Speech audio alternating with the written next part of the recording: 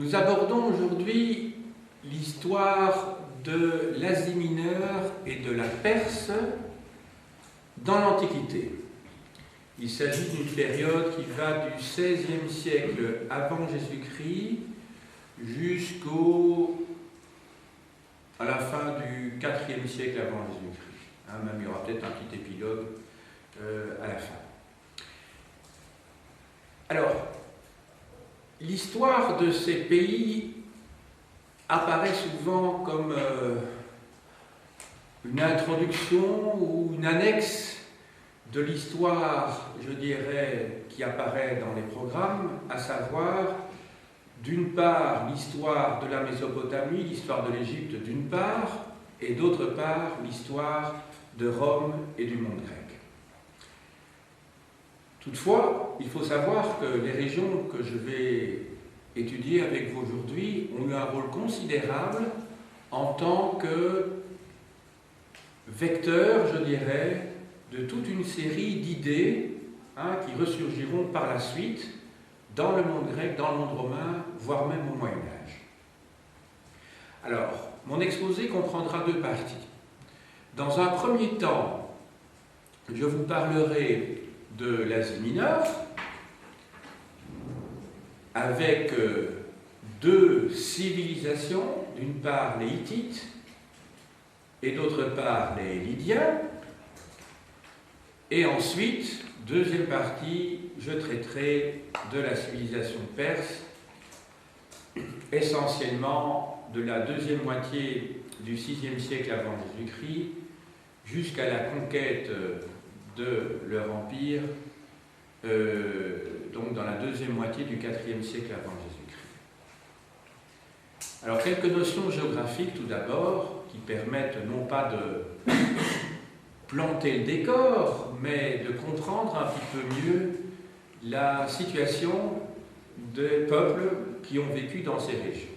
Donc, je commence donc par l'Asie mineure. D'abord, un petit mot. Si on parle d'Asie mineure, cela suppose qu'il y a une Asie majeure. Ce que dans l'Antiquité on appelle, et encore aujourd'hui, l'Asie mineure, c'est en fait, en gros, la Turquie, le plateau anatolien. Qui s'oppose à l'Asie majeure, c'est tout ce qu'il y a au-delà de l'Asie mineure. Donc c'est la petite Asie. Je vous montre ça sur la carte.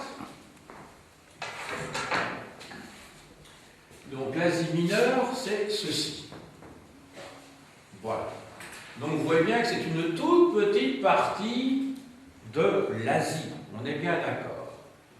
Il faut savoir que dans l'Antiquité, à l'époque romaine, je dis bien à l'époque romaine, lorsque cette région va être conquise par Rome, on appellera province d'Asie un territoire qui est vraiment encore plus petit, alors qui se situe ici. En fait, la province d'Asie, pour les Romains, c'est ceci. Ça va? C'est ça pour eux la province d'Asie, Asia. Donc vous voyez, c'est une partie de l'Asie mineure. Vous vous souvenez peut-être que ce que les Romains appellent l'Afrique, ça correspond à la partie septentrionale de la Tunisie actuelle. Donc pour eux, l'Afrique, ce n'est pas le continent africain, c'est la partie septentrionale de la Tunisie dont on parle beaucoup depuis de loin. Voilà. Donc très important avec vos élèves, il ne faut pas confondre les mots et il faut bien se rendre compte qu'un même mot à des époques différentes peut avoir une signification diamétralement tout à fait différente. Ça c'est très très important pour qu'il n'y ait pas d'ambiguïté. Il y a par exemple un texte célèbre du IIe siècle de notre ère, de Aelius Aristide, dans lequel on vous parle de l'Égypte et de l'Afrique. Vous allez dire, mais non, l'Égypte est en Afrique, donc il ne devrait pas avoir de conjonction de coordination. Évidemment, parce que l'Afrique, pour eux, c'est une petite province qui est tout à fait indépendante de l'Égypte. Alors que pour nous, l'Égypte est une subdivision, évidemment. Donc il faut faire attention à ça. Même chose, l'Arabie, dans l'Antiquité, si vous regardez la grande carte murale, l'Arabie, en fait, ça correspond grosso modo à la péninsule du Sinaï, hein, et à la Jordanie, une partie de la Jordanie. Et ça n'a strictement rien à voir avec la péninsule arabique, l'Arabie saoudite ou quoi que ce soit. Donc, là aussi, il faut être prudent et mettre vos élèves en garde. Maintenant, pour l'Asie mineure, d'un point de vue géographique, cette région-ci, qu'est-ce qu'il y a à noter?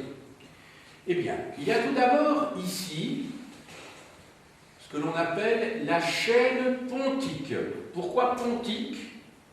Parce qu'ici, vous avez une mer, hein, que l'on appelle à l'heure actuelle la mer Noire, et que dans l'Antiquité grecque, on appelle le pont euxin. Pont, en grec, hein, ça veut dire tout simplement la mer. Ça vient d'un mot grec qui veut dire la mer. Ça va? Donc la chaîne pontique, ça veut dire la chaîne maritime, rien d'autre que ça.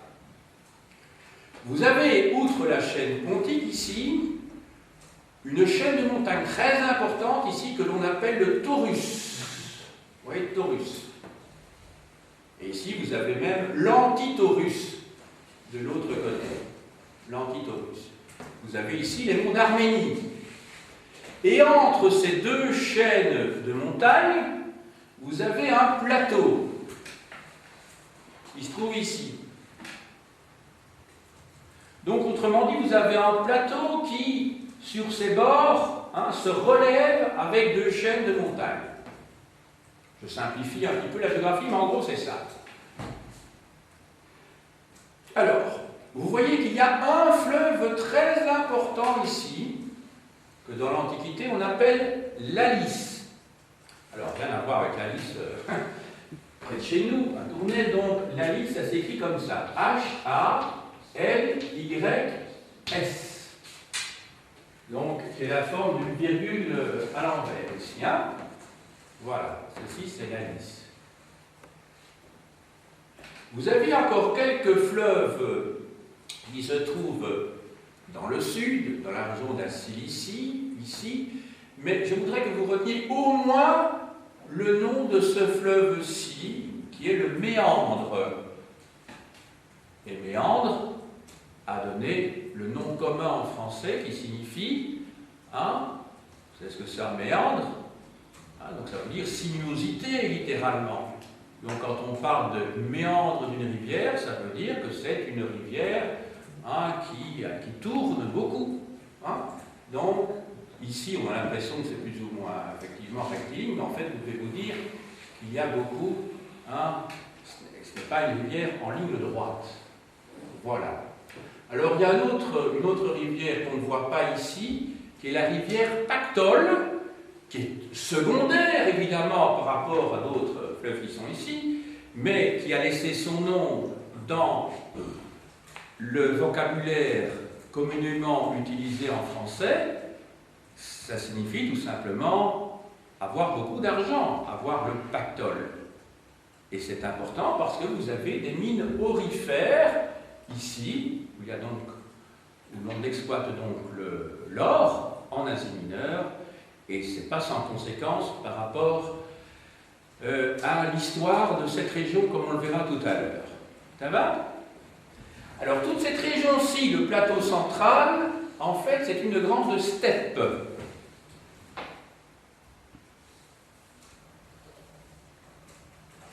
Ici, donc, plutôt destinée à l'élevage, je dirais, hein, c'est une destination naturelle, je dirais, pour la steppe. Et vous avez très peu de régions qu'on peut appeler vraiment fertiles. Ces régions fertiles, on les trouve dans les régions de plaine ici, mais vraiment sur la côte, voilà. Et alors, il y a des régions fertiles également ici, dans le sud-est de ce plateau. Voilà. Bon, je ne sais pas si vous voyez à distance, ici il est indiqué Tarse, T-A-R-S-E, c'est la ville d'où est originaire Saint Paul. C'est Paul de Tarse. Voilà. Donc l'apôtre. Voilà. Voilà pour la géographie donc, de l'Asie mineure. Hein, quelques grandes caractéristiques, si je puis dire. Alors, en Asie mineure, deux grandes civilisations vont se succéder. entre 1600 et 1200, vous avez la civilisation des Hittites. H-I-T-I-T-E-S. Hittites.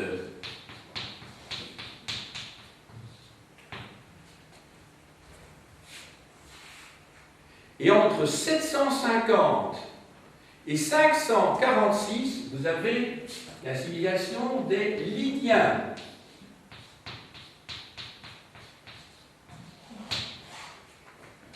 Alors, je localise ces deux civilisations. Les Hittites, en fait, couvrent un territoire très vaste qui va de la mer Noire jusqu'à la mer Égée, qui va jusqu'à l'Oronte, qui est un fleuve qui se trouve ici et qui malheureusement n'apparaît pas. Je ne le vois pas. Non, l'Oronte se trouve ici. Et qui va jusqu'au monde Arménie. Donc, en fait, les Hittites ont couvert tout cet espace-ci. Ça va? Ça, ce sont les Hittites. Alors, les Lydiens ont développé une civilisation qui se trouve à l'ouest du fleuve Alice, dans cette région-ci. Ça, c'est la Lydie. D'accord? Ne vous préoccupez pas du mot Phrygie qui est là, parce que dans l'Antiquité, la Lydie était jusque-là. C'est une carte qui est valable pour toute l'Antiquité, alors évidemment, vous voyez un terme qui ne relève pas de la période que je considère pour l'instant. Phrygie a donné l'adjectif que vous connaissez certainement, le bonnet phrygien. Le bonnet phrygien, qui est ce bonnet que l'on trouve sur la fameuse, le buste de Marianne, qui représente la République française. Ça va? Alors, pour des raisons que je vous expliquerai quand on étudiera cette période-là, qui m'éloignerait de mon sujet aujourd'hui. Alors, je commence avec les Hittites. On divise l'histoire des Hittites en deux périodes. Une période qui va de 1600 à 1500, que l'on appelle l'Ancien Empire hittite, et ensuite une deuxième période qui va de 1450 à 1200, que l'on appelle le Nouvel Empire. Donc l'Ancien Empire, donc de 1600 à 1500, et le Nouvel Empire de 1450 à 1200. Les Hittites sont des Indo-Européens. Je vous ai déjà parlé à plusieurs reprises des Indo-Européens. Ce sont des peuples dont la localisation initiale est très difficile à identifier. On a parlé à un moment donné des hauts plateaux d'Asie, on a parlé aussi du sud des steppes de Russie. Ce qui est sûr, en tout cas, c'est qu'il y a des peuples ayant en commun des langues et même des éléments de civilisation communs que l'on appelle les Indo-Européens, mais en aucun cas il ne faut lier les Indo-Européens à une origine génétique, ethnique particulière. Ça conduit à des dérives d'ailleurs au XXe siècle avec les nazis. Et parmi les nombreux peuples indo-européens, vous avez les Hittites qui se sont installés donc en Anatolie.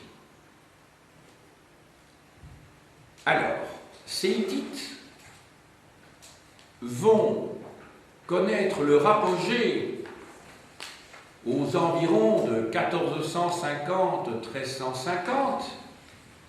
Ils vont même, pour une très courte période, aller jusqu'à Babylone. Donc, Babylone qui se trouve ici, mais pour une courte période, je vous le dis tout de suite. En fait, ils ne vont jamais inclure la Mésopotamie dans leur empire. C'était des incursions. Donc, je dirais que l'empire hittite, ça se limite à ceci. Enfin, ça se limite, attention, c'est un territoire immense. Les Hittites ont été en conflit avec des peuples divers. Tout d'abord, un peuple qu'ils vont absorber, de la même manière que plus tard les Perses dans la première moitié du VIe siècle, vont absorber les Mèdes, et bien les Hittites vont absorber l'empire du Mitanni.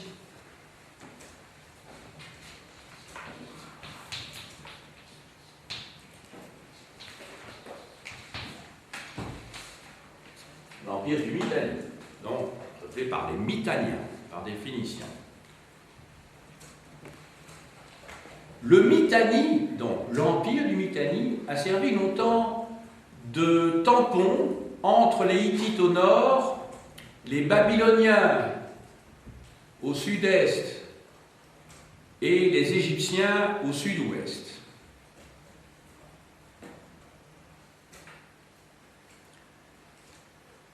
Les Mitanniens vont d'ailleurs être battus par les Égyptiens à l'époque de Thoutmôsis III ou Thoutmès III. Ça doit vous rappeler quelque chose, on l'a vu antérieurement.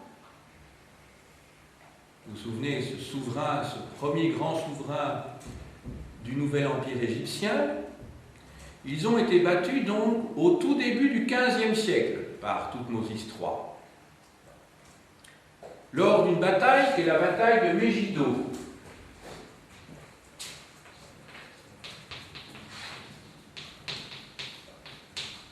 Alors Megiddo, ça se trouve... Attends, c'est peut-être indiqué sur la carte d'ailleurs. Non, c'est pas indiqué. Mais Megiddo, ça se trouve ici. Ah non, on le voit ici, oui. C'est marqué Magédo, mais on le trouve dans la littérature essentiellement sous le nom de Megiddo. Voilà, donc les Mitanniens ont été battus par les Égyptiens à la bataille de Megiddo. Et puis, ils vont être absorbés par les Hittites, par la suite. Les Hittites, une fois cet empire du Mitanni disparu, et on ne sait pratiquement rien du tout sur cet empire de Mitanni. Il n'a pas laissé d'écrit, si vous voulez, presque rien. C'est presque rien. Les Hittites, une fois cet état tampon disparu, les Hittites vont donc se trouver en face à face aux Égyptiens. 2 siècles plus tard, 2 siècles après la bataille de Megiddo. Et c'est la fameuse bataille de Kadesh, dont je vous ai déjà parlé également dans le passé. Kadesh, ça se trouve, tiens, je ne le vois pas, alors ça devrait y être. Kadesh, tiens, comment ça se fait que ça n'y est pas? Attendez, j'essaie de vérifier. Kadesh, ça se trouve ici. Je ne le vois pas ici, c'est très bizarre. Enfin, ça se trouve ici. Ça se trouve sur un fleuve, à proximité d'un fleuve qui est l'Oronte. L'Oronte, en fait, part d'ici et arrive dans la Méditerranée ici. Donc c'est un fleuve important de Syrie. Ça va? L'Oronte. Je l'écris au tableau.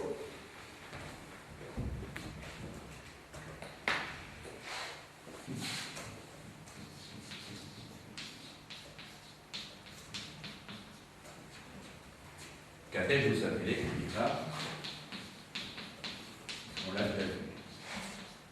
Alors, vous vous souvenez aussi que je vous avais dit que la bataille de Kadesh, on la situe à des dates variables, 1294, 1289, hein, donc début du XIIIe siècle avant Jésus-Christ.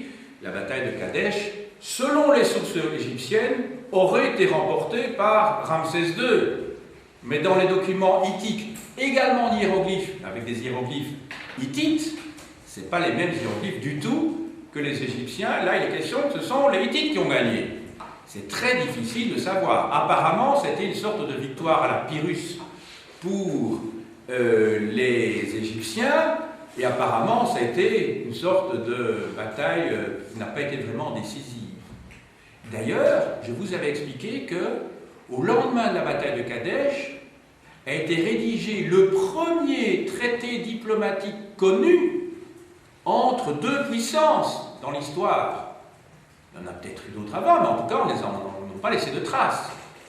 Et c'est comme ça qu'on a des tas de documents, de tablettes, qui nous informent, et qui se trouvent en Égypte, puisque c'était des documents hittites, par la suite d'un échange diplomatique, ils se sont retrouvés donc en Haute-Égypte, qu'on a retrouvé donc des documents hittites là-bas. Hein, relatant cet accord, ben, évidemment c'est Ramsès II qui apparaît comme le vainqueur, hein, mais entre les deux puissances. Donc les Hittites vont bientôt, les Égyptiens vont bientôt avoir besoin l'un de l'autre pour s'opposer à qui? Eh bien à ces fameux peuples de la mer qui menacent à ce moment-là, et surtout les Assyriens. Rappelez-vous, je vous avais dit que l'empire paléo-assyrien se développe à partir de grosso modo 1200 ou 150. Donc la grande menace à ce moment-là, à la fois pour les Hittites et à la fois pour les Égyptiens, ben, elle vient de l'Est.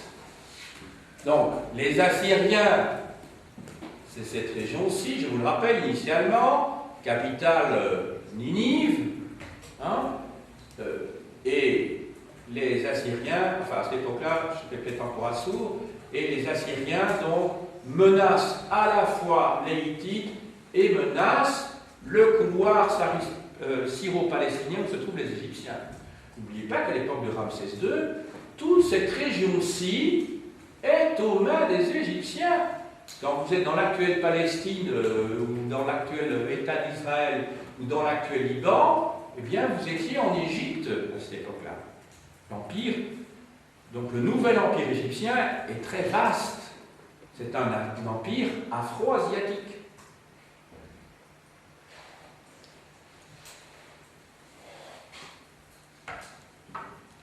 Les Hittites vont disparaître vers 1200, donc moins d'un siècle, un siècle après la bataille de Kadesh, à la suite de laquelle, je vous ai dit, ils s'étaient alliés aux Égyptiens.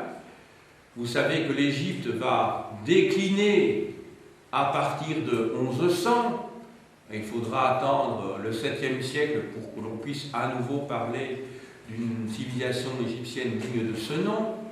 Souvenez-vous aussi, nous l'avons vu récemment, que c'est une période très obscure également pour l'histoire de la Grèce, hein, entre le XIIe siècle et le 8e siècle avant Jésus-Christ. Donc c'est une période pendant laquelle se développent d'autres civilisations, hein, qui sont parvenues parce qu'elles étaient petites à ce moment-là, ou parce qu'elles n'étaient pas sur le chemin de ces grands envahisseurs qui sont les peuples de la mer et plus tard les Assyriens. Et quelles sont ces petites civilisations qui vont se développer à ce moment-là, entre 1100 et 800? Ben, ce sont les Phéniciens et ce sont les Hébreux. Hein? Donc, je vous les montre sur la carte ici. Donc, il est indiqué Phénicie, mais vous savez que la Phénicie n'a jamais constitué un État. La Phénicie, en fait, c'est un territoire où se trouvent des États indépendants, hein, Byblos, Sidon, Périte, par exemple.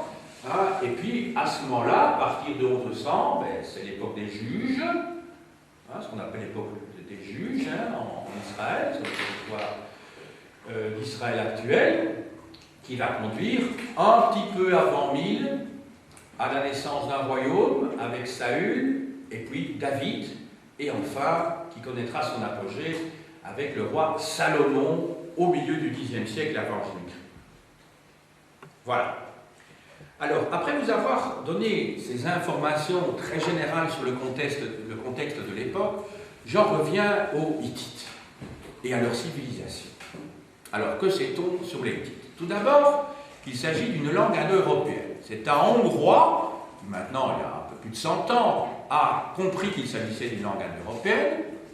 Leur écriture, ce sont des hiéroglyphes. Et je vous ai bien dit, des hiéroglyphes qui n'ont strictement rien à voir avec les écritures égyptiennes.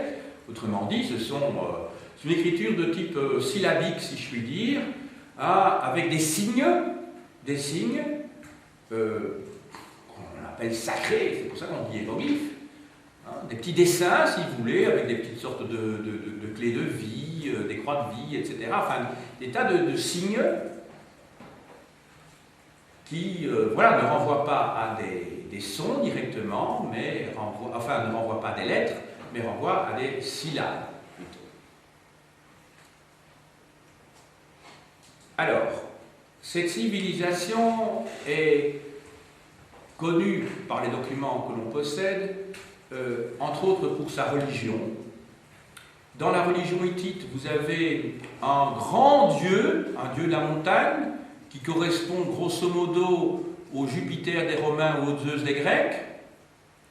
Vous avez également une grande déesse, déesse de la terre, de la fertilité, que l'on retrouvera dans le monde grec sous le nom de Cybèle. Alors qu'en fait, c'est les Hittites qui l'ont inventée. C'est pour ça que je vous dis que c'est une région tellement importante du point de vue des échanges entre l'Occident et l'Orient. Donc Cybèle, ça s'écrit comme ceci.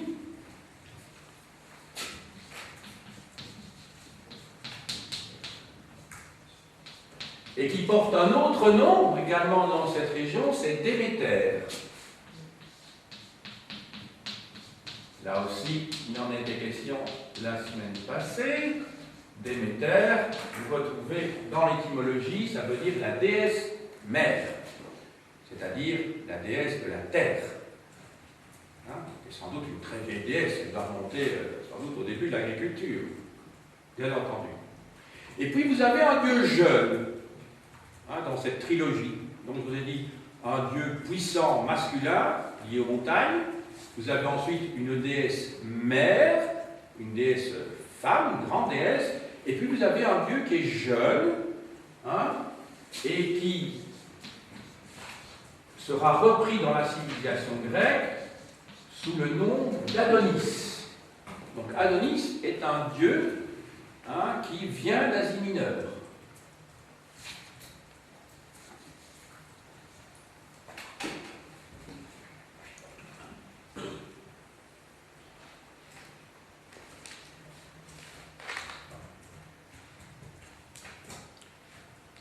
Alors, la capitale des Hittites se trouve ici. Vous voyez le mot royal ici, la capitale des Hittites se trouve ici. Elle s'appelle Hattusha.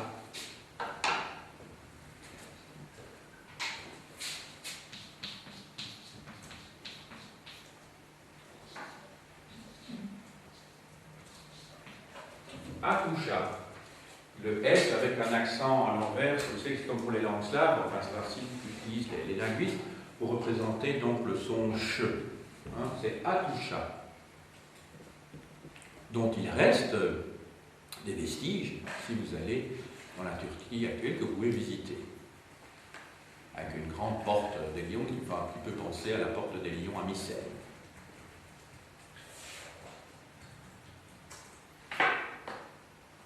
Maintenant, je vais vous parler des Lydiens. Alors la Lydie est un empire postérieur, également en Asie mineure. Bien postérieur, puisque la civilisation des Lydiens se développe entre le milieu du 8e siècle, donc aux environs de 750, et disparaît 2 siècles plus tard au milieu du 6e siècle. Donc, milieu du 8e siècle jusqu'au milieu du 6e siècle. Donc, en gros, de 750 à 546, parce que là, la date est précise.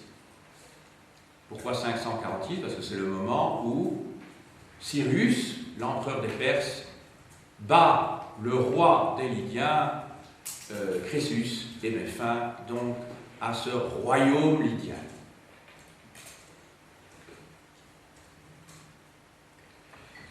Je vous montre à nouveau, petit rappel, où se trouve, au moment de sa plus grande expansion, ce royaume lydien. Eh bien, il va jusqu'au fleuve Alice. Donc, il couvre toute cette région-ci.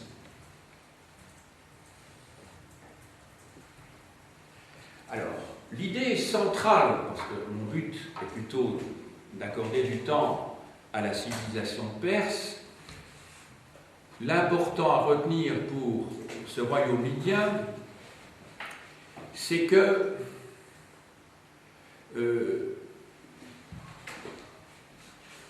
il est surtout resté dans l'histoire, comme je l'indiquais, ou laissais pressentir en tout cas en introduction, par l'invention de la monnaie. Le peuple qui a inventé la monnaie, ce sont les Lydiens, au 7e siècle avant Jésus-Christ. Tout à l'heure, j'ai fait référence au pactole, vous vous souvenez, ce cours d'eau, où, d'après la légende, il suffisait de s'abaisser pour ramasser des paillettes d'or dans le lit de ce cours d'eau. Et les Lydiens ont rompu avec une tradition qui prévalait jusque-là, c'était que l'on échangeait des biens sur base du troc. Ou bien, stade un peu plus évolué, on utilisait des barres métalliques et en fonction du poids de ces barres métalliques, eh bien, on considérait que ça valait autant de, je ne sais pas moi, de chèvres, autant de bœufs, voilà. Mais ce n'était pas encore une monnaie. Vous vous souviendrez peut-être qu'au XVIIIe siècle avant Jésus-Christ, il est question, dans le fameux code d'Hammurabi, aux environs 1750, il est question de cycle d'argent, S-I-C-L-E-S.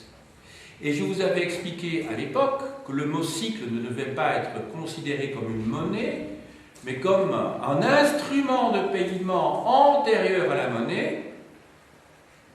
Dans ce cas-là, je crois que c'était pour payer une amende. Alors vous avez dit, mais quelle est la différence entre les deux? Mais pour qu'il y ait une monnaie, il faut qu'il y ait la reconnaissance par les usagers de cette monnaie, il faut la reconnaissance d'une autorité qui valide la monnaie. Donc ça suppose au moins la reconnaissance d'un État qui authentifie la valeur, le titre de la monnaie utilisée. Alors qu'est-ce que c'est que le titre? Le titre, c'est la proportion de métal précieux que vous avez dans du métal, par exemple de l'or ou de l'argent, car vous savez que de l'or pur et de l'argent pur, ça ne s'utilise pas comme ça, tout simplement. Si vous avez de l'or, ça va se plier. Donc il faut toujours utiliser un métal plus vide, mais solide, pour que la pièce de monnaie soit utilisable. Même chose pour le cuivre. Vous savez que le cuivre, vous avez des piécettes en cuivre, elles vont se plier très facilement. Donc il faut toujours mettre un autre métal dit vil pour solidifier la pièce. Et comment authentifier une pièce de monnaie? Eh bien, en l'estampillant avec un poinçon. Donc vous mettez une forme circulaire sur un socle, et avec un poinçon, vous enfoncez de telle manière qu'apparaisse une figure d'un roi ou un symbole quelconque qui est la preuve que cette pièce vient bien d'un atelier royal, par exemple.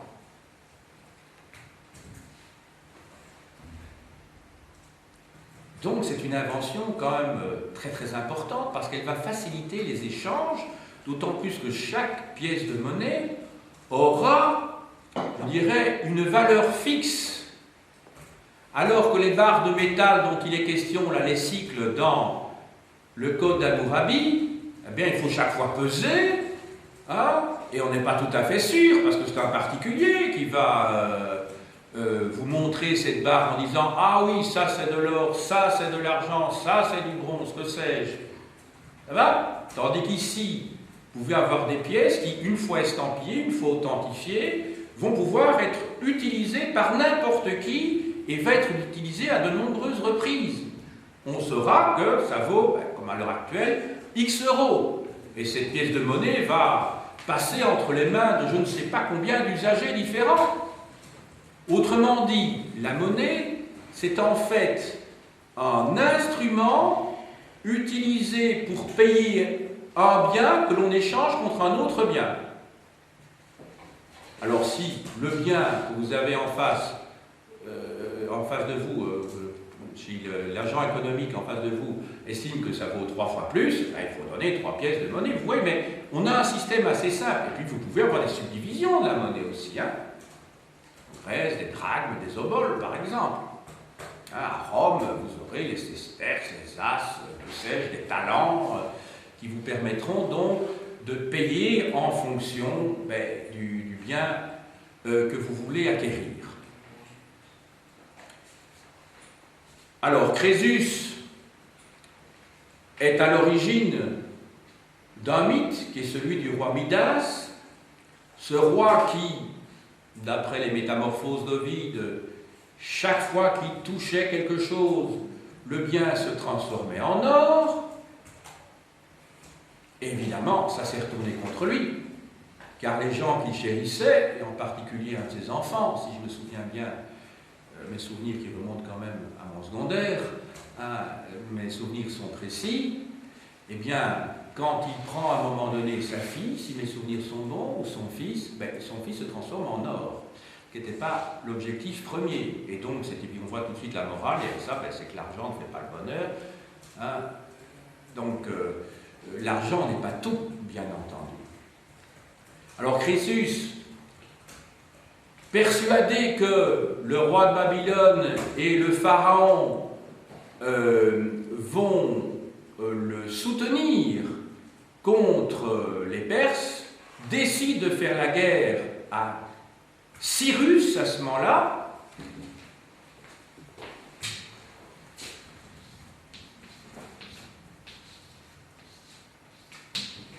Et mal, lui, en a pris.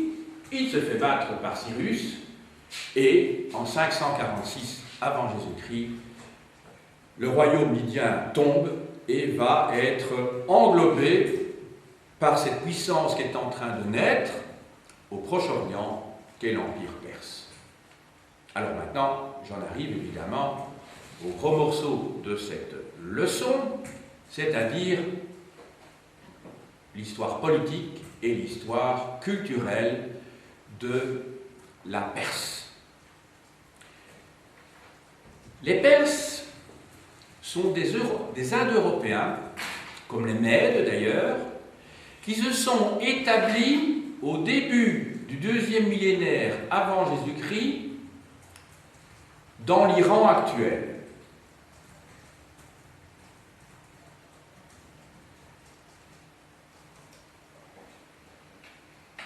Au VIe siècle de notre ère, avant Jésus-Christ plutôt, les Mèdes dominent le nord de l'Iran actuel et les Perses le sud. Donc je vous montre ça sur la carte. Alors, voilà. Donc, les Mèdes dominent cette région-ci, et les Perses dominent cette région-ci. Ça va, c'est indiqué Médie, et ici, les Perses dominent cette région-ci dans un premier temps. Je dis bien sûr, l'Empire perse va s'étendre fortement. Donc, les Perses sont situés dans la région de Suse, cette région qui était occupée avant par les Asianiques, qui sont les Élamites, E-L-A-M. Alors, les Mèdes vont être défaits par Cyrus, justement, qui est le grand conquérant de la Perse ancienne. Donc Cyrus, je vous ai dit, en 546, il avait défait les Lydiens. Peu de temps auparavant, il avait défait les Mèdes, qui étaient à proximité. Et bientôt, Cyrus va conquérir de vastes territoires, d'abord en Mésopotamie, en 539. Le royaume de Babylone tombe, et enfin, la Perse va s'étendre, tenez-vous bien, jusqu'aux confins du Pakistan et de l'Inde actuelle. Autrement dit, l'Afghanistan et tout le Pakistan vont tomber sous la coupe, sous le joug des Perses, et on peut dire que la frontière pratiquement de l'Empire perse à l'est, ça correspond grosso modo à la frontière entre l'Inde et le Pakistan maintenant. Alors, phénomène tout à fait nouveau dans l'Antiquité, et les peuples dans l'Antiquité n'avaient pas du tout l'habitude de ça, donc, c'est que, contrairement donc à ce qui se passait avant, lorsque Cyrus arrive à Babylone, non seulement il va être accueilli avec bonheur par les populations, mais mieux encore, il va libérer des populations asservies par les Babyloniens au point de libérer l'élite juive qui avait été amenée au début du VIe siècle à l'époque de Nabuchodonosor, et c'est ainsi que les Juifs vont pouvoir retourner dans leur pays. Quand je dis les Juifs, je dis bien l'élite, puisque le petit peuple juif était resté, bien plus que vraisemblablement, en Palestine, et ceux qui avaient été déportés à Babylone, c'était, je dirais, les aristocrates. Enfin, entendons bien, quand je dis les aristocrates, ça veut dire les couches supérieures, les intellectuels, et les gens qui comptaient véritablement parmi les Juifs. Et encore, étape encore supplémentaire qui va vraiment frapper les contemporains, c'est que Cyrus est très tolérant. Il va accepter dans son empire toutes les religions en n'essayant pas d'imposer au peuple soumis la religion des Perses.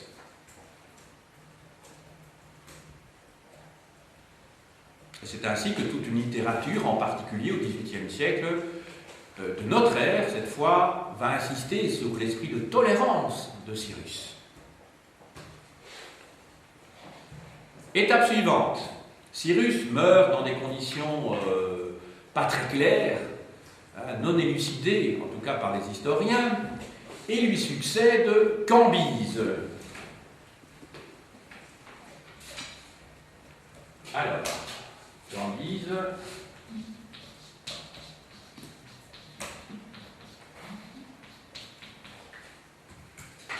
Alors Cambyse, lui, est resté dans l'histoire surtout parce qu'il a conquis l'Égypte, qu'il a donc annexé à cet empire perse.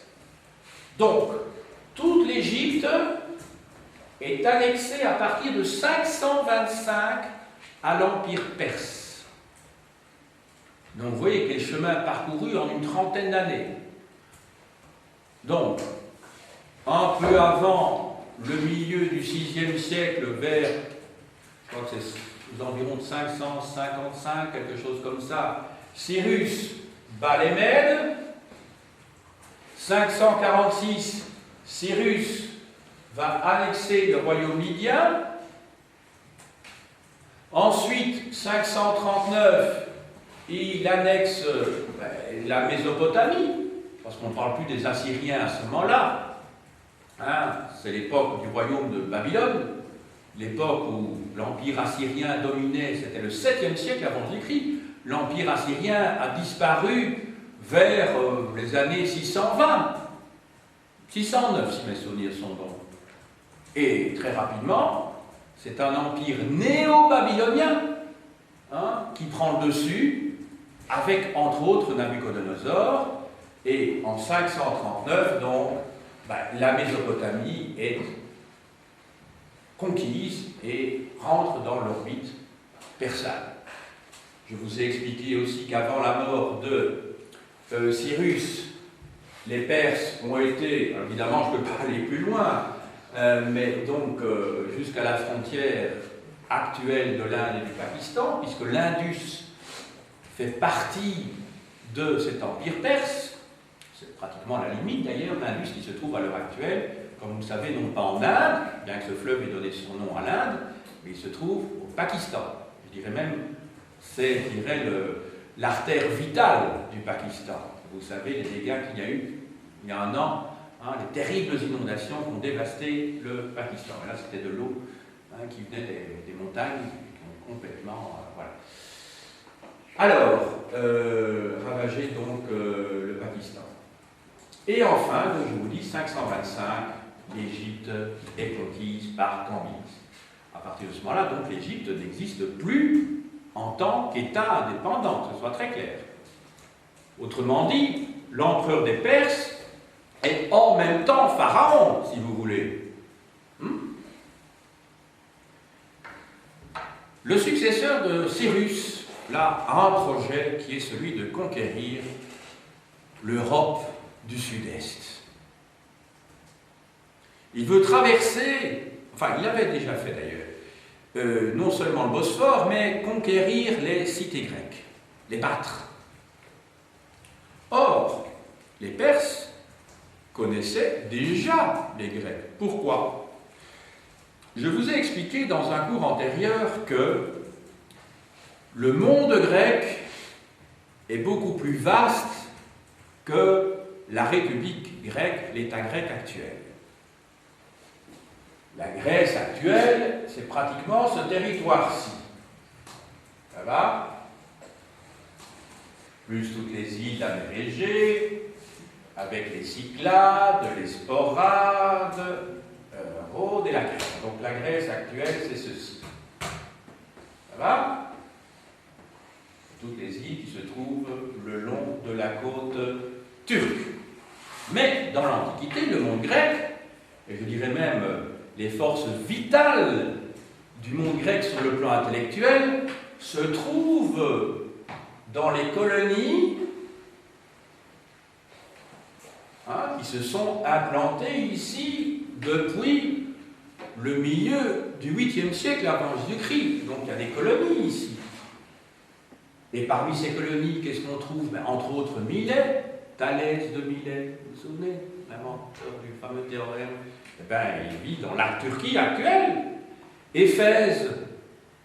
Donc, des gens comme Héraclite, des gens comme Thalès, Anaximène et Anaximandre, en fait, ce sont des gens qui vivent dans ce que l'on appelait l'Ionie. C'était toutes des petites des colonies indépendantes les unes des autres. Voilà. Des cités-États. Et donc, lorsque les Perses envahissent, occupent le royaume mydien, ils occupent évidemment non seulement le royaume mydien, mais toutes les côtes, qui se trouvent ici, et où se trouvent, je vous l'ai déjà dit, toutes les plaines fertiles. Et là, ils sont en contact immédiat avec les Grecs. Mais l'objectif, maintenant, des successeurs de Cyrus et de Cambyse est d'attaquer la Grèce elle-même. Enfin, la Grèce, je dirais la Grèce continentale, qui n'existe pas comme État, mais comme ensemble de petites cités-États, dont certaines sont d'ailleurs assez importantes, comme l'Attique, pour Athènes, et comme Sparte, la Cédémonie, dans le sud du Péloponnèse. À la suite de batailles, Darius d'abord à Marathon, Xerxès à Salamine, vont être battus. Donc ces petites cités grecques vont parvenir à battre le puissant roi de Perse, le roi des rois. Vous avez peut-être vu ce film Les 300. Voilà. Et donc, la bataille de Marathon. Alors là, je vais peut-être retourner pour quelques instants la carte.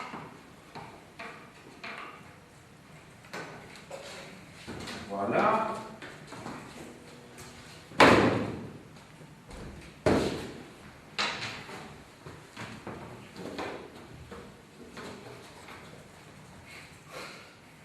Il y a un peu de gymnastique.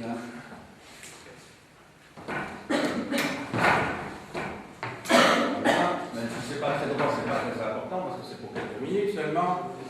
Alors, vous avez ici Marathon. Donc, c'est la fameuse bataille, très connue dans l'histoire, lors de laquelle, Darius, les armées de Darius, vont se faire battre. Hein, donc ça c'est une bataille terrestre, puisque les Perses avaient traversé ici les détroits, et par la Thrace, ils étaient descendus en Thessalie, et puis ils sont arrivés en Attique. Donc c'est dans la fameuse plaine de Marathon qu'en 490 avant Jésus-Christ, donc, les Perses se sont battus. Et vous savez que le Marathon a donné son nom à cette fameuse course de 42 km à pied, encore dans les épreuves olympiques aujourd'hui. Puis, 11 ans plus tard, en 479, autre bataille très importante, ici, vous voyez l'île de Salamine, pratiquement en face de Phalère et du Pirée, le port d'Athènes. Là, c'est le successeur de Darius qui, attaquant à la fois par la mer et à la fois par la terre, hein, eh bien, lors de la bataille de Salamine, donc, les navires phéniciens, c'était des mercenaires, hein, sont coulés par les Grecs. Et ça, c'est la fin définitive des tentatives perses de conquérir donc la Grèce continentale. Ça va? Je vais peut-être écrire le nom de Darius et de Xerxès au tableau. Pendant ce temps-là, y aurait-il quelqu'un qui aurait l'amabilité, discrètement, hein, de retourner la carte? Comme ça m'évitera de faire des pirouettes. Alors, Darius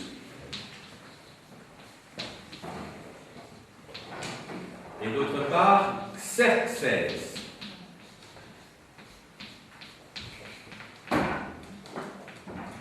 Voilà. Celui qui apparaît dans le fameux film, c'est Xerxès, hein, film 300. C'est pas Darius. Vous vous souvenez de la bataille des Thermopyles? Xerxès, le roi Léonidas, bien connu des Belges, c'est son nom pratique. Hein, voilà. Alors, cette fois-là, donc, les Perses s'en tiennent à leur immense empire, donc, en Asie. Et alors maintenant, ça vaut peut-être la peine de vous parler un petit peu du rôle de Darius lui-même. Alors il faut savoir que les noms que j'ai écrits au tableau, là, ces noms perses, ce sont des noms qui ont été hellénisés. Pensez bien qu'en perse, ça ne se dit pas Darius, ça doit se donner, je crois que je l'ai déjà vu, c'est Dariush, hein, mais ça, évidemment, c'est hellénisé et puis latinisé, tous ces noms, hein, c'est pas Xerxès, évidemment, c'est un nom qui ressemble à Xerxès et qu'on a hellénisé pour que ce soit audible et prononçable par des gens comme vous et moi, quoi. Alors, Darius a essayé d'organiser l'Empire de manière rationnelle dans la mesure où c'était possible. Il a fixé un système qui commençait à être mis en place précédemment, mais qui n'était pas vraiment organisé systématiquement, c'est le système des satrapies. S-A-T-R-A-P-I-E-S. Alors une satrapie, c'est quoi? C'est une grande province. Mais une province à l'échelle, évidemment, de l'Empire perse. Hein. C'est nettement plus grand que nos petites provinces en Belgique, vous en doutez. Un satrape, c'est donc un gouverneur. Dans l'Antiquité, il n'y a pas de moyens de communication comme ceux que nous connaissons maintenant. Donc, comment contrôler les hauts fonctionnaires, évidemment un terme anachronique, de l'époque, sans les moyens de communication que nous connaissons? Il y a tout d'abord, effectivement, les routes. Il y en a en tout cas une grande route qui va être tracée entre, vous voyez, il est indiqué voie royale ici, entre la capitale de l'Empire perse, Suse, et qui coupe, voilà, qui parcourt tout l'Empire et qui arrive à Sardes, la capitale, l'ancienne capitale de la Lydie. Donc vous voyez cette route, sorte, voilà. Alors, la fonction des routes, ne l'oubliez quand même pas, parce que nous, quand on pense aux routes, on pense d'abord à une fonction commerciale, voire de tourisme pour nous, hein, voilà. Mais Quand, dans l'Antiquité, on construit des routes, c'est avant tout pour que les armées puissent se déplacer. Donc, la fonction des routes entre dans la perspective d'un quadrillage du territoire. Donc, il s'agit de contrôler le territoire.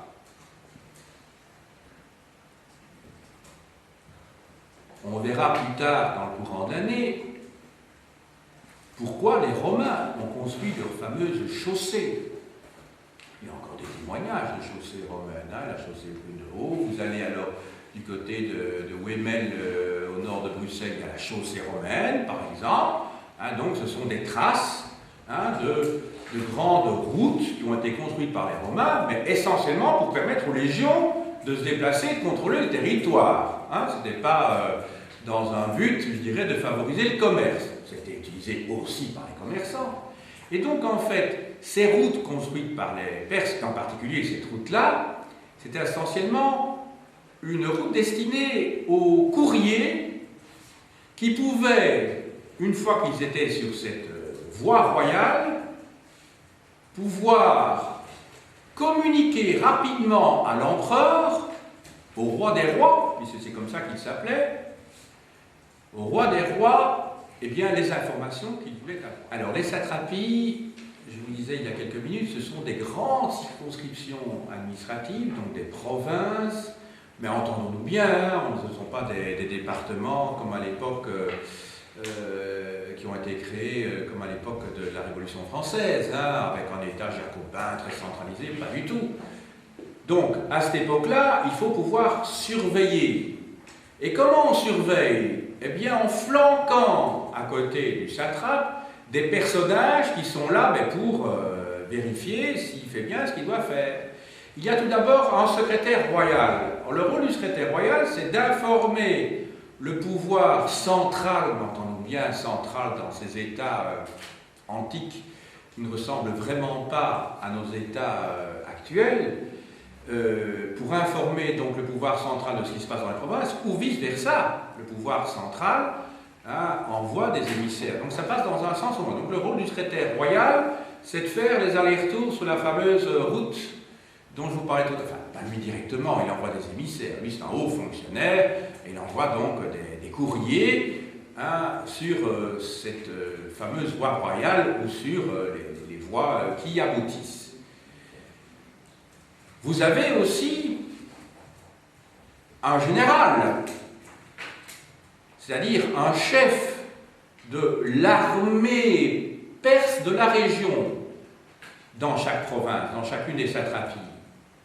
Là aussi, il faut de nouveau pas projeter des réalités postérieures dans l'Empire perse il y a 2400 ans. Ça n'aurait pas de sens. L'armée perse de l'époque, c'est quoi? C'est une armée qui n'est pas une armée de citoyens comme à Athènes ou comme à Sparte. Là, vous avez des citoyens qui sont, vous avez des soldats qui sont pris parmi les habitants du territoire. Donc, ce sont vraiment des citoyens qui ont des droits d'ailleurs et qui ont des obligations. Et s'ils sont dans l'armée, c'est parce qu'ils ont l'obligation d'y être. Dans l'Empire perse, vous avez des mercenaires et puis alors vous avez des tas de gens qui n'ont strictement rien à voir avec les Perses, puisque ce sont des peuples soumis. Et d'ailleurs, c'est une des explications des défaites de Marathon et de Salamine. Même là, je vous ai dit qu'il y a des Phéniciens, mais les Phéniciens, c'était des mercenaires qui se faisaient payer très cher. Mais vous avez des gens qui viennent... imaginez la dimension de l'Empire perse. Donc là-dedans, vous avez des ancêtres des futurs habitants ici de la Transoxiane, donc c'est-à-dire des régions qu'on appelle le Turkestan, enfin les républiques issues du Turkestan russe, donc du Kazakhstan, du Turkménistan, voire l'Ouzbékistan. Vous avez des peuples qui se trouvent dans la région actuelle du Pakistan, vous avez des Arabes, vous avez des Égyptiens, vous avez, non pas des Turcs, parce que les Turcs ils arrivent il y a seulement 1000 ans dans cette région-là, donc c'est une armée très bigarrée. Les gens ne sont pas mus par le patriotisme dans cette armée-là, pas du tout. ce sont des soldats qui sont soumis à un empereur via les généraux et qui n'ont pas évidemment la motivation des Grecs lorsqu'ils défendent leur territoire sacré. Les Grecs, ils défendent leur patrie véritablement, tandis que les Perses, quand ils vont se battre à l'autre bout du monde, parce qu'on peut dire que c'est à l'autre bout du monde à l'époque, hein, quand ils vont se battre en Grèce, ben, voilà, donc cette armée-là. Et alors, l'empereur est entouré de ceux qu'on appelle les limites immortels, c'est-à-dire une garde rapprochée, qui là est davantage une armée bien formée, mais pour le reste, une armée où vous trouvez tout là-dedans. Hein. Tout là-dedans. Hein. C'est une armée où on utilise les chameaux. Hein. C'est une des raisons d'ailleurs de la défaite de Chrysus face à Cyrus, c'est l'odeur des chameaux hein, qui aurait fait fuir de Cyrus, qui aurait fait fuir les chevaux de Chrysus. Donc c'est une des raisons. Vous savez que les animaux que l'on utilise à cette époque-là, des animaux qu'on n'a par exemple jamais vus, pour nous on ne comprend pas, parce que nous ce qu'on craint c'est de voir arriver un missile, ou en tout cas des armes tout à fait inconnues, quoi. Mais quand les conquistadors, les Espagnols sont arrivés en Amérique, et que Cortés au Mexique, hein, entre 1519 et 1522, et Pizarre, entre 1529 et 1532, ont attaqué donc, respectivement l'Empire aztèque et puis l'Empire inca, mais c'était la panique, ils n'avaient jamais vu des chevaux à cette époque-là, et encore moins des canons. Hein. Donc pour eux, c'était des dieux, ces gens qui avaient des animaux fabuleux comme les enfants peuvent en voir dans des dessins animés, style Goldorak et autres. Pour eux, c'était ça quand ils ont vu arriver les chevaux, et quand ils ont vu arriver les canons, vous imaginez, hein, des bouches de feu, comme ça on voit, et puis ça... Et puis alors on voit arriver un boulet qui tombe quelque part, c'était des dieux. Donc un choc des civilisations terrible. Et donc la même chose dans l'Antiquité.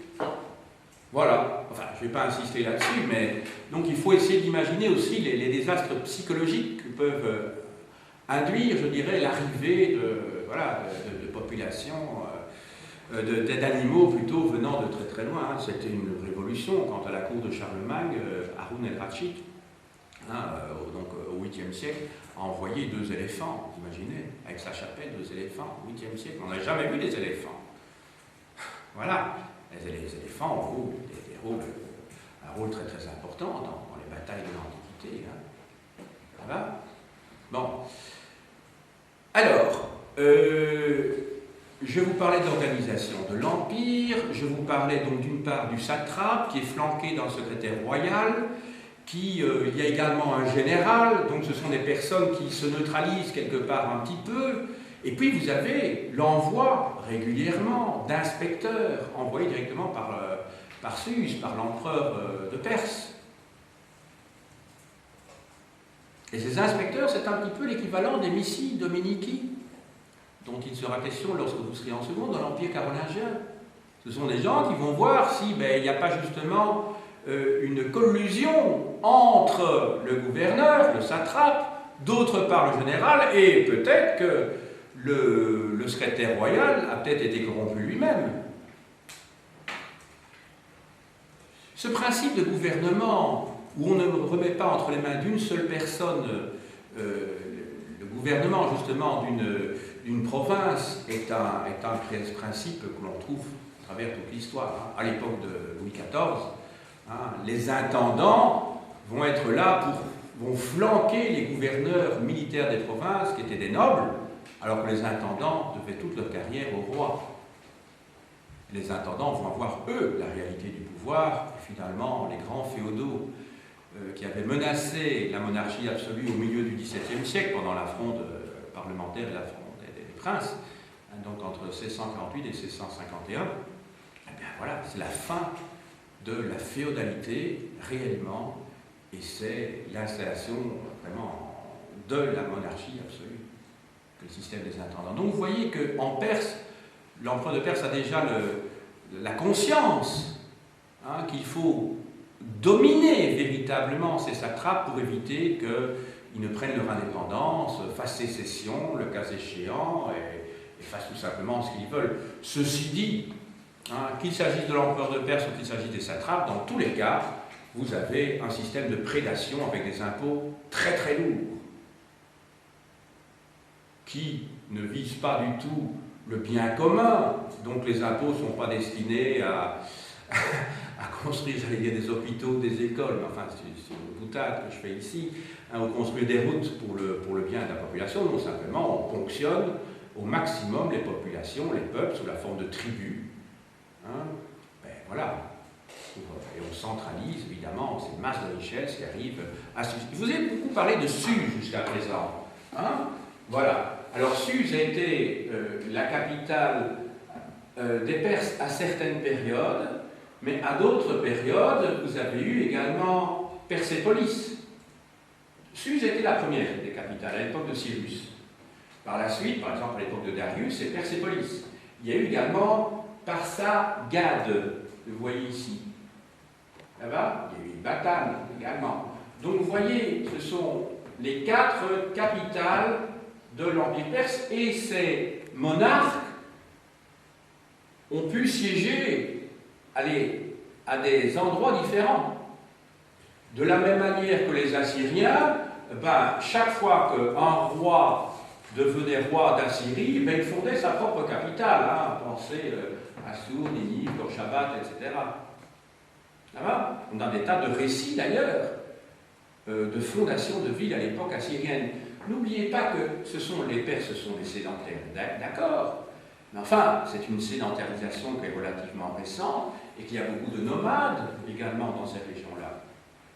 Ça va?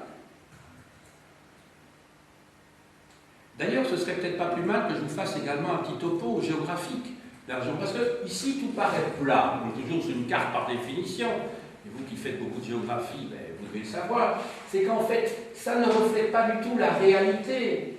Hein, quand vous voyez, parce que quand on voit les distances, même quand Alexandre le Grand va conquérir l'Empire perse, on ne se rend pas compte de l'effort de son armée. Il était aussi avec des chameaux, hein, il était aussi, là, à un moment donné, il a dû battre, il y avait aussi des éléphants. Mais vous devez vous dire que tout ceci, c'est une chaîne de montagnes qui s'appelle les monts Zagros.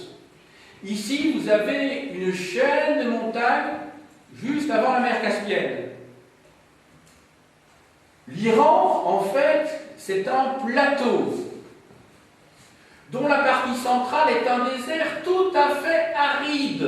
Il n'y a rien qui pousse ici, dans cette partie-ci. Pour le reste, c'est un grand plateau. Et vous allez me dire, mais comment ça se fait qu'il y a tant d'habitants en Iran à l'heure actuelle? Eh bien, parce que il y a des vallées qui sont très fertiles, où il y a donc des cours d'eau, hein, qui sont en fait rien d'autre que des oasis. Et vous savez ce que c'est qu'une oasis? Une oasis, c'est un territoire où il y a de la végétation au milieu du désert. Donc vous avez des vallées fertiles. Mais pour le reste, c'est un plateau. Et quand je dis aride, il faut penser également au climat de l'Iran. Le climat de l'Iran, hein, si vous allez en Iran, c'est très très froid l'hiver et la nuit, hein, et la journée, alors là, c'est 45-50 degrés. Hein.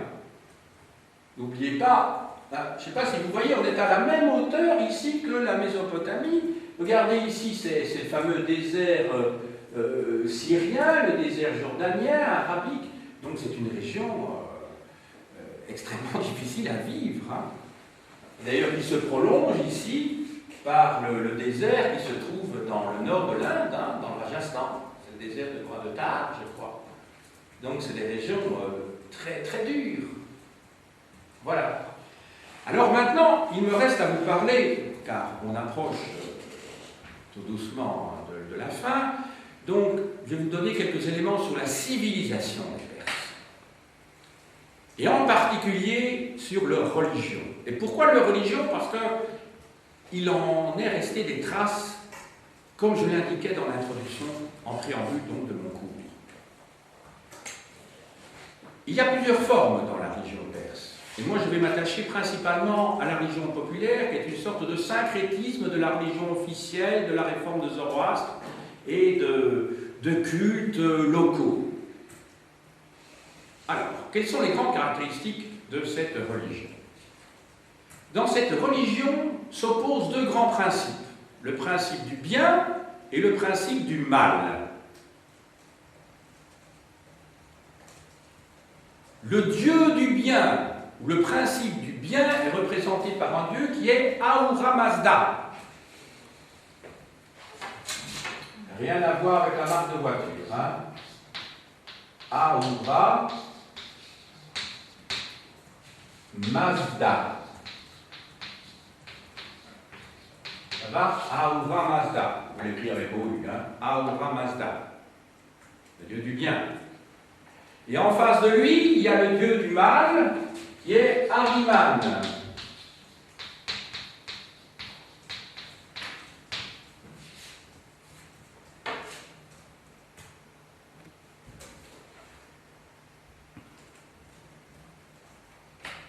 Dans le monde, ces deux principes, ces deux dieux n'arrêtent pas de se combattre. Ils sont à force égale. Donc c'est un combat éternel. L'un et l'autre sont entourés de divinités mineures, Ahriman de démons, Ahura Mazda de divinités secondaires, et ils mènent un combat éternel l'un contre l'autre, le bien contre le mal. Ceci est à l'origine de ce qu'on appelle le manichéisme, parce qu'effectivement, en Iran plus tard, il y aura des réformes, et entre autres celles de Manès ou Mani, donc le manichéisme.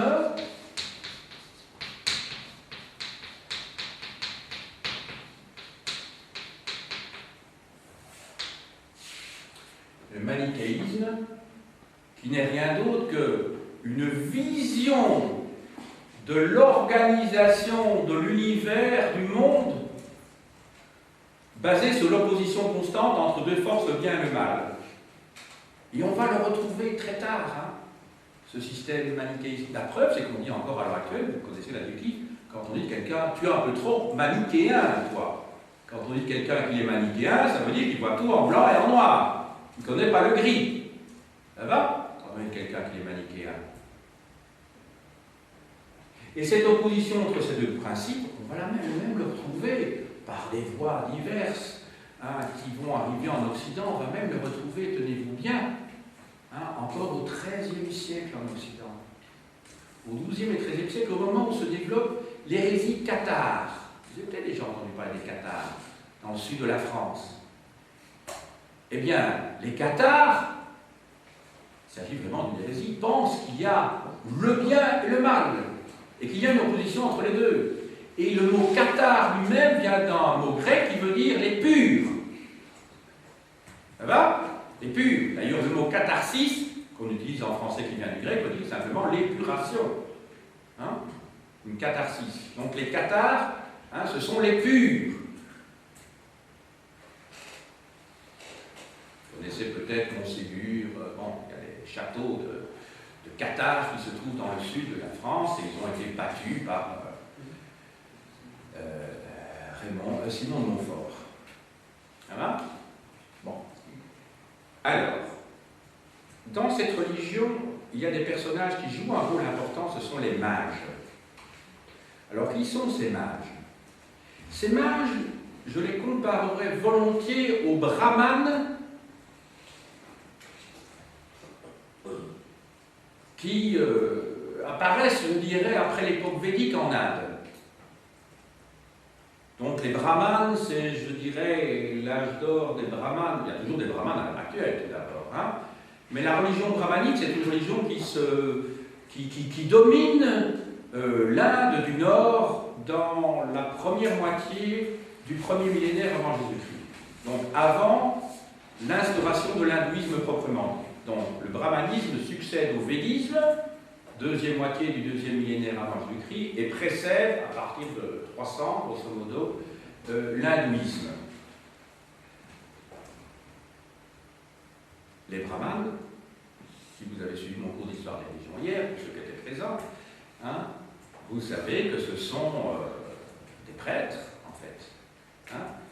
Je vous ai expliqué aussi que les prêtres sont choisis parmi les brahmanes, mais que tous les brahmanes ne sont pas des prêtres. J'avais fait la comparaison, pour ceux qui étaient là, avec les membres de la tribu de Lévi en Israël, hein, les Lévites. Alors, ces mages ce sont eux qui sont les détenteurs, si je puis dire, de la vérité religieuse, et ce sont eux qui organisent le culte. Alors, dans ce culte de cette religion populaire perse, il y a des sacrifices sanglants, il y a le culte du feu, très important, le culte du feu. Et c'est ainsi que, si vous allez en Iran, vous pouvez encore trouver des petits, comment dirais-je, des petits autels, enfin des petits, entendons-nous bien, hein, ils peuvent avoir plusieurs mètres de hauteur, au-dessus desquels, justement, on pratiquait le culte du feu.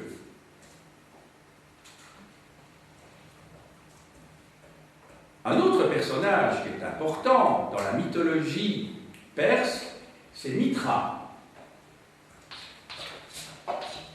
Mitra. Alors Mitra surveille le pont lorsque vous êtes décédé, et ça vous rappelle peut-être un petit peu la religion égyptienne, hein, le passage entre la vie et la mort.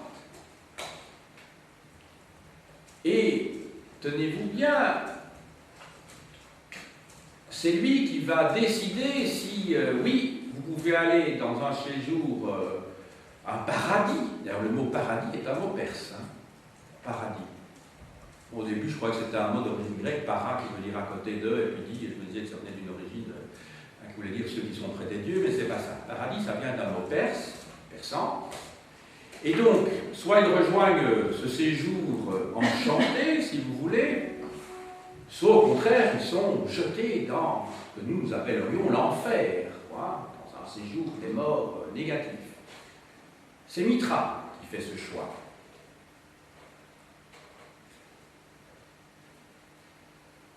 Et il fait ce choix après que pendant 3 jours, l'âme est rôdée autour du corps du mort, autour du cadavre. Est-ce que ça ne vous rappelle pas quelque chose, ça, 3 jours? Jésus, il est mort, et c'est 3 jours après qu'il ressuscite. Ça va? Sauf que les Perses, ils sont antérieurs. Donc c'est pour ça qu'il est intéressant de faire de l'histoire comparée des religions, parce qu'on trouve, pas curieusement, parce qu'il y a évidemment des filiations, ici je ne dis pas qu'il y en a une, hein, mais des similitudes, 3 jours après. Non? Vous savez que Pâques, ça se situe 3 jours, au moment de la résurrection, la Pâques chrétienne, hein, je ne parle pas de Pécha, la Pâques juive, mais 3 jours après la mort de Jésus sur la croix. Et donc c'est ça qui est intéressant. Et si je vous parle de Mitra, il est né le 25 décembre, ça vous rappelle rien ça? Non? Bon. Ben oui, parce qu'en fait le christianisme, qui au 2e et au 3e siècle de notre ère s'est trouvé en concurrence avec le mitraïsme, eh bien, une des manières de neutraliser une religion concurrente, c'est d'assimiler un certain nombre de ses caractères. Et si vous allez à Rome, dans la basilique Saint-Clément, sur les hauteurs de Rome, qu'est-ce que vous allez trouver? Vous allez trouver une église construite au-dessus d'un temple de Mitra, qui date de l'époque romaine. Oui, c'est une manière de prendre, hein, d'absorber, de neutraliser. Et dans la religion Mitra, d'ailleurs, à l'époque romaine, hein, on fait d'ailleurs fouler le sang d'un taureau, et c'est lié à un rite lié à la Renaissance. D'ailleurs, le 25 décembre, c'est en fait un mauvais calcul, mais n'est rien d'autre que la date du solstice d'hiver. C'est le 21 décembre, on sait bien, mais vous savez qu'il n'y a pas des calendriers tout à fait ajustés comme les nôtres. Et donc, si Jésus naît le 25 décembre, il n'est sans doute pas né du tout le 25 décembre, on sait bien, c'est strictement rien. Et si on le fait naître au moment du solstice d'hiver, c'est le début d'un nouveau cycle. C'est la renaissance de la nature, hein, le 21 décembre. Puisqu'à ce moment-là, hein, vous connaissez, enfin, vous faites de la géographie, hein, vous avez des notions de cosmologie, etc. Vous savez très bien que c'est le moment où la Terre et les s'éloigner, et puis c'est le moment où progressivement les jours vont commencer à rallonger. Du coup, les jours vont rallonger. Et donc c'est le moment que nous attendons tous, c'est le 22 décembre, quand on voit qu'on gagne une minute, puis le lendemain une deuxième minute. Hein, donc Jésus, c'est le symbole de la lumière. Mais Mitra, c'est la lumière aussi. C'est la lumière. Donc vous voyez que c'est intéressant de faire de l'histoire comparée des religions.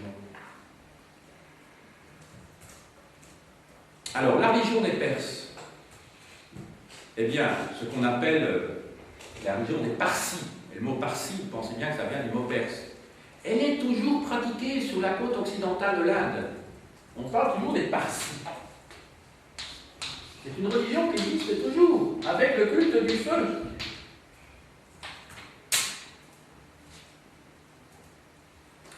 En Iran, il y a toujours des zoroastriens. Et Zoroastre, c'est en fait le réformateur de la religion que je vous ai expliqué ici, Zoroastre.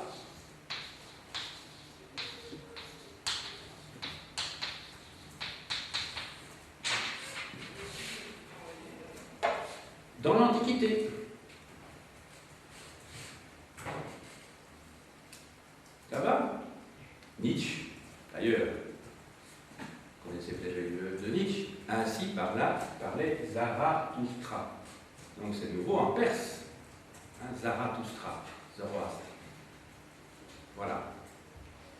Alors maintenant, j'arrive à l'épilogue, les Perses dans la suite de l'histoire. Les Perses, après Xerxès, vont connaître, en tout cas au niveau central, des luttes dynastiques importantes. Au point que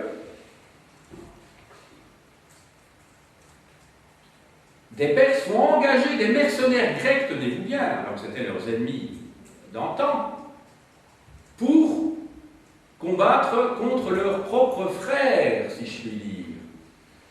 Et c'est pas si je puis dire.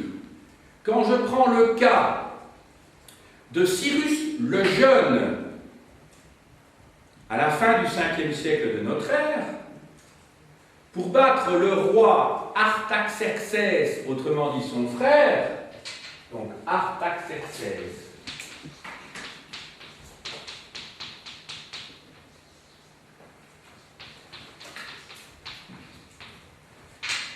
eh bien, Cyrus le Jeune va engager plusieurs milliers de mercenaires grecs. Cyrus le Jeune va battre son frère, sauf qu'il va mourir pendant la bataille. Donc il a gagné une bataille où il meurt. Et il gagne cette bataille à Kunsa. C'est Kunsa? Oui, si mes souvenirs sont bas, c'est Kunsa, comme ça que ça s'écrit. Kunsa. Alors Kunsa, ça se situe à côté de Babylone, presque. Tiens, voilà, ici, juste ici un petit peu. Voilà. On traite l'Euphrate. Et donc ce sont des Grecs qui battent le roi des Perses Artaxerxès, mais Cyrus le Jeune ne va pas profiter de sa victoire, vu son décès. Le retour des Grecs vers leur pays natal est raconté par Xénophon dans un grand livre qui s'appelle l'Anabase. Donc Xénophon.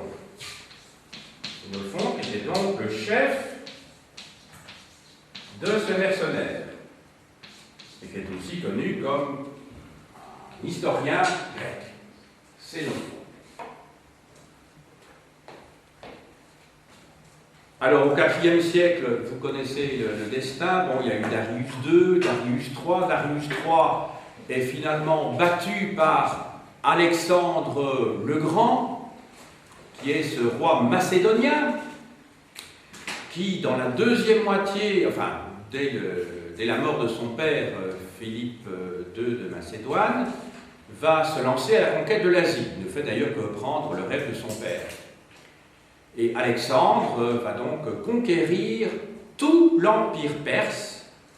Il va battre le fameux roi dont je vous parlais il y a un instant, d'abord à la bataille du Granique, ce n'est pas indiqué, mais c'est ici, la bataille du Granique, G-R-A-N-I-Q-E, parce que j'ai plus beaucoup de place au tableau, donc la bataille du Granique, qui va lui permettre d'occuper toute l'Asie mineure. Ensuite, il va battre le même roi à la bataille d'Issos, I-2-S-O-S, c'est pas indiqué ici, c'est ce qu'on dit ici, Issos, I-2-S-O-S, ce qui va l'ouvrir, je dirais, toute la Mésopotamie. Et enfin, une dernière fois, la bataille d'Arbel, A-R-B-E, accent grave L-E-S, la bataille d'Arbel, qui va finalement, qui est la bataille finale, qui lui permet de définitivement conquérir tout l'Empire perse. Alors, cet Empire perse va être divisé en plusieurs royaumes hellénistiques. Des généraux d'Alexandre, vous en avez un, Ptolémée, qui va occuper l'Égypte, qui est à l'origine de la dynastie ptolémaïque, pendant 3 siècles, jusqu'à Cléopâtre, ou jusqu'en 31 avant Jésus-Christ, la bataille d'Axium. Vous aurez ici toute la partie centrale de l'Empire perse, enfin la plus grande partie de l'Empire perse, donc qui sera entre les mains de Séleucos, le chef de file de la dynastie des Séleucides, qui disparaîtra en 64 avant Jésus-Christ. Il ne restera plus que la petite province de Syrie, finalement, qui est annexée à l'Empire romain en 64. Il y aura également les Antigonides pour la Macédoine. L'Empire, mais ça c'est hors de la Perse, de toute façon, donc je ne vais pas vraiment vous en parler. Et alors aussi en 133 avant Jésus-Christ, le royaume de Pergame va être légué par le dernier roi hellénistique qui s'appelle Attal III à l'Empire romain. Et à ce moment-là, c'est l'annexion de la province d'Asie, et donc la fin de ce royaume hellénistique en Asie mineure. Alors, ensuite, après les Grecs, après ces royaumes hellénistiques, vous avez l'Empire romain. L'Empire romain aura pour successeur Byzance, comme vous savez, à partir de la fin du 5e siècle, du 4e siècle avant Jésus-Christ, à partir de 395, lorsque Théodose Ier divise son empire entre Honorius l'Occident et Arcadius l'Orient. Entre-temps, la plus grande partie de l'Empire perse était devenue, si je puis dire, autonome, c'est-à-dire que les Romains n'ont jamais, sauf pour une courte période au IIe siècle, occupé cette région-ci. Donc ce sont les Parthes qui, pendant plusieurs siècles, pendant presque 4 siècles, vont se battre contre les Romains. Les Parthes, ce sont les successeurs donc, des Perses, c'est la dynastie des Arsacides. Et enfin, donc, au 3e, 4e, 5e et 6e siècle de notre ère, là je vais écrire le nom au tableau parce qu'il est nettement plus important, c'est la dynastie des Sassanides. Les Sassanides.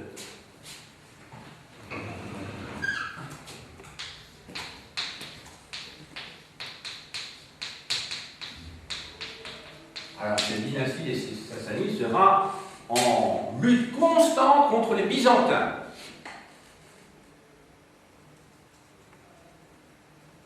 Ça va? Et enfin, vous avez 4 ans après la mort de Mahomet, vous avez la conquête arabe de l'Empire perse, donc en 636, puisque Mahomet meurt en 632, et dorénavant, l'islam sera, la Perse va être islamisée, donc devient musulmane.